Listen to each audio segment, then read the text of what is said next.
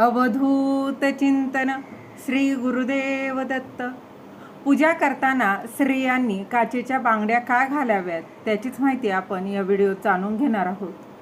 पूजेत काचेच्या बांगड्या घालण्यामागं धार्मिक त्याचबरोबर वैज्ञानिक अशी कारणं आहेत. त्या सुहाग आणि सौभाग्याचं प्रतीक मानल्या जातात. घरात सकारात्मक ऊर्जा आणतात. त्याचबरोबर रक्ताभिसरणही सुधारतात आणि ताण कमी करतात, वाईट शक्तींना दूर ठेवतात.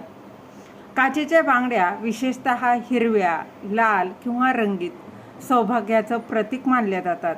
पूजेच्या वेळी स्त्रिया या बांगड्या घालून आपल्या पतीचं दीर्घायुष्य आणि कुटुंबाच्या समृद्धीची कामना करत असतात. काच हे एक नाजूक आणि शुद्ध पदार्थ मानला जातो. पूजेच्या वेळी बांगड्या घालणं हे नकारात्मक ऊर्जेला दूर ठेवून सकारात्मक ऊर्जेचा संचार करणारं मानलं जातं. बांगड्यांचा आवाज वातावरणात असलेली नकारात्मक ऊर्जा नष्ट करतो आणि सकारात्मक ऊर्जा प्रसारित करतो. त्यामुळे घरात समृद्धी आणि आनंदही येतो. त्याचबरोबर वेगवेगळ्या रंगाच्या बांगड्या वेगवेगळ्या ऊर्जा आकर्षित करतात. उदाहरणार्थ बघा, लाल रंग हा प्रेम आणि शक्तीचं प्रतीक आहे, तर हिरवा रंग हा निसर्ग आणि समृद्धीचं प्रतीक आहे. काचेच्या बांगड्यांचा मंगलमय स्वरूपाशी संबंध जोडला जातो. विशेषतः बघा, लग्नानंतर किंवा सणांमध्ये काचेच्या बांगड्या घालणं हे सौभाग्याचं आणि कुटुंबाच्या सुखाचं प्रतीक मानलं जातं.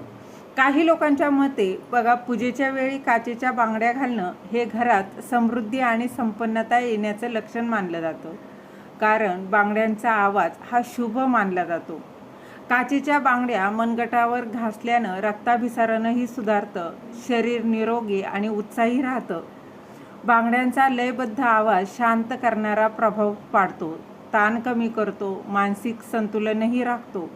त्याचबरोबर बांगड्यांचा गोल आकार शरीरातून बाहेर पडणारी सकारात्मक ऊर्जा ही शरीरात परत पाठवण्यास मदत करतो, जी मानसिक शांती आणि आरोग्यासाठी अत्यंत फायदेशीर आहे.